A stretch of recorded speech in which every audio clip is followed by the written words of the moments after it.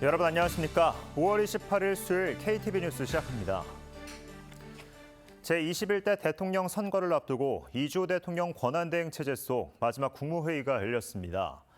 이 권한대행은 새 정부가 지난 정부의 과오를 반면교사 삼아 대한민국을 번영의 길로 이끌어달라고 당부했습니다. 박지성 기자의 보도입니다. 이주호 대통령 권한대행이 권한대행 체제 속 마지막 국무회의를 주재했습니다. 이 대행은 먼저 지난 3년간의 소회를 밝혔습니다. 그동안 정부는 국가의 지속 가능성을 위해 가시밭길도 마다하지 않고 연금, 의료, 교육, 노동 등 4대 개혁에 매진했으며 이를 통해 소기의 성과도 이뤘다고 설명했습니다. 18년 만에 국민연금 모수 개혁을 이뤄냈으며 늘봄 학교 유보통합 등 교육과 돌봄의 국가 책임성을 강화하며 글로벌 위기 속에서도 민간과 시장 중심의 성장 전략도 일관되게 추진했다고 덧붙였습니다. 그 결과 지난해 역대 최대 수출 실적과 역대 최대 외국인 직접 투자 유치를 달성했다고 말했습니다. 정치적 불확실성 속에서도 국민 기업과 함께 국가 신용 등급도 안정적으로 유지했다고 설명했습니다. 이 대행은 5년을 바라보고 계획했던 국정 과제들이 끝을 보지 못하고 3년 만에 마무리해야 하는 점에 대해 송구스럽다고 했습니다. 그러면서 새 정부를 향해 성과는 개선 발전시키고 과오는 반면교사 삼아 번영의 길로 이끌어달라고 당부했습니다. 일주일 후면 새로운 정부가 들었습니다. 과오는 과오대로 반면교사 삼아 위대한 국민들께서 피와 땀으로 일군 자랑스러운 대한민국을 한층 더 번영의 길로 이끌어 주시기를 희망합니다. 이 대행은 국민을 향해 감사 인사도 전했습니다. 극도의 정치적 불확실성을 조속히 극복할 수 있었던 건 국민의 지지와 비판, 성숙한 시민의식 때문이었다고 말했습니다. 전례 없는 교육부 장관의 권한대행 체제 속에서 소관부처를 빈틈없이 이끌어준 국무위원들도 격려했습니다.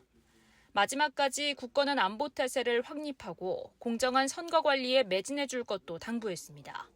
KTV 박지선입니다. 출생아 수가 9개월 연속 증가세를 유지했습니다. 특히 1분기 합계 출산율은 0.82명으로 0.05명 증가했습니다. 경기와 인천의 인구 유입은 늘어난 가운데 서울과 부산의 인구 유출은 증가했습니다. 신국신 기자입니다. 통계청이 발표한 3월 인구 동향 결과 지난 3월 출생아 수는 2만 1,041명으로 1년 전보다 1,347명 늘었습니다. 지난해 7월부터 이어진 증가세가 9개월 연속 이어졌습니다.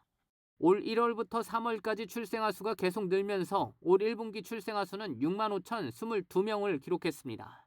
전년 동기 대비 4,455명 늘어나 증가율은 7.4%로 나타났습니다. 합계 출산율 역시 0.82명으로 0.05명 증가했습니다. 1분기 합계 출산율은 강원을 제외한 모든 시도에서 증가한 가운데 세종과 전남의 출산율은 각각 1.14명, 1.13명을 기록했습니다. 최근 혼인 건수가 증가하면서 신혼부부의 출산이 통계에 반영된 것으로 풀이됩니다. 실제 3월 혼인 건수는 19,181건으로 1년 전보다 11.5% 증가하며 12개월 연속 증가세를 유지했습니다.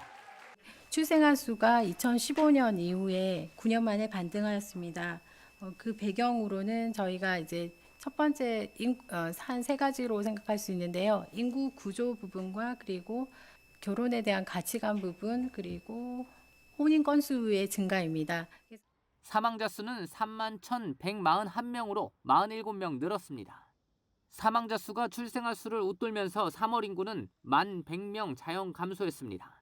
함께 발표된 인구 이동 통계 결과 올 4월 이동자 수는 47만 6천 명으로 1년 전보다 10.7% 줄었습니다.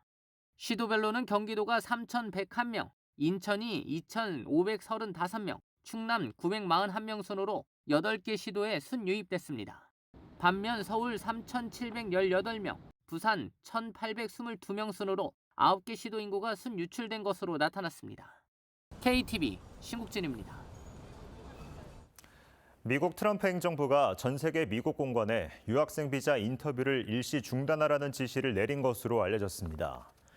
미 정치 전문 매체 폴리티코는 미 국무부가 유학생 대상 소셜미디어 심사 의무화를 추진하기 위해 이 같은 지시를 내렸다고 보도했습니다.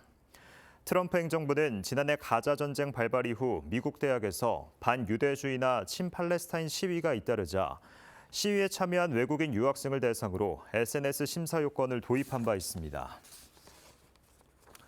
한국은행에 따르면 이번 달 전 산업 기업 심리지수는 90.7로 2.8포인트 올랐습니다. 석 달 연속 개선된 것으로 비상계엄 전인 지난해 11월 이후 가장 높았습니다.